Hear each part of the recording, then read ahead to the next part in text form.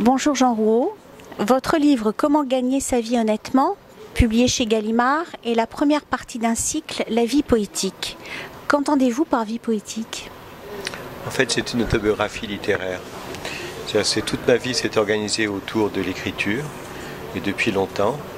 Et je veux essayer de réexplorer ce parcours-là, puisque c'est le passé se reconstruit a posteriori, essayer de trouver une ligne de force, et notamment de répondre à cette question, pourquoi j'ai pensé aussi tardivement à écrire un roman. Et ça veut dire que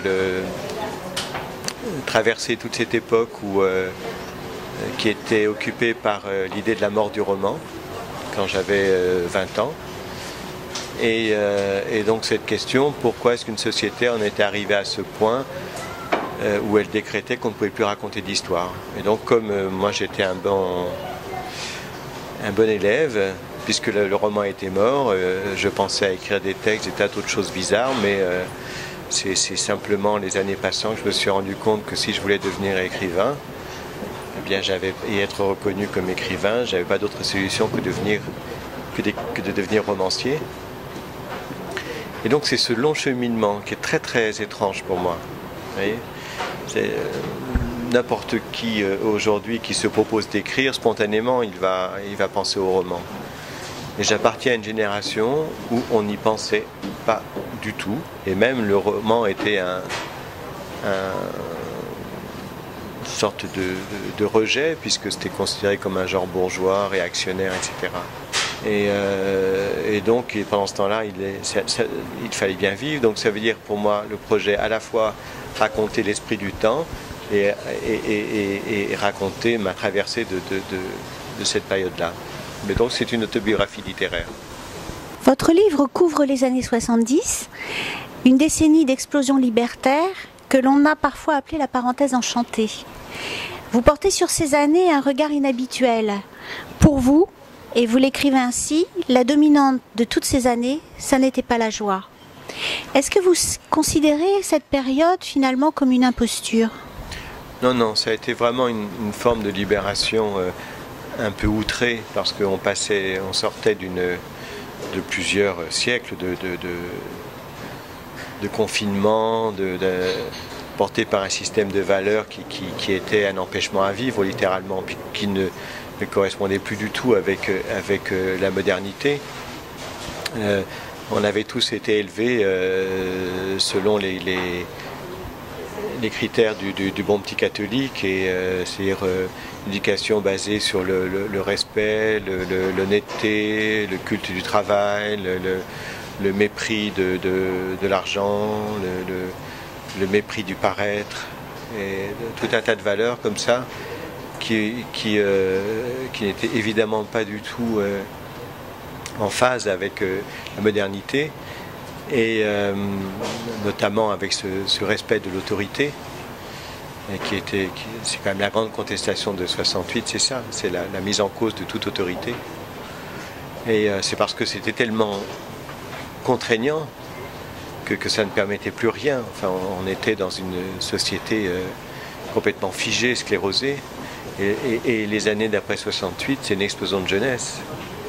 Donc qu'il y ait eu, comme pour tout mouvement comme ça, des excès ou des ratages, ça c'est une chose, mais au centre, il y avait une formidable fantaisie, un formidable désir de libération, d'émancipation.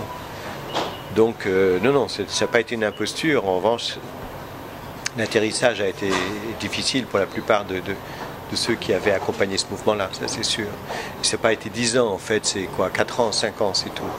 En 75, c'est plié parce qu'il y a le premier choc pétrolier qui arrive et tout de suite la montée du chômage, etc.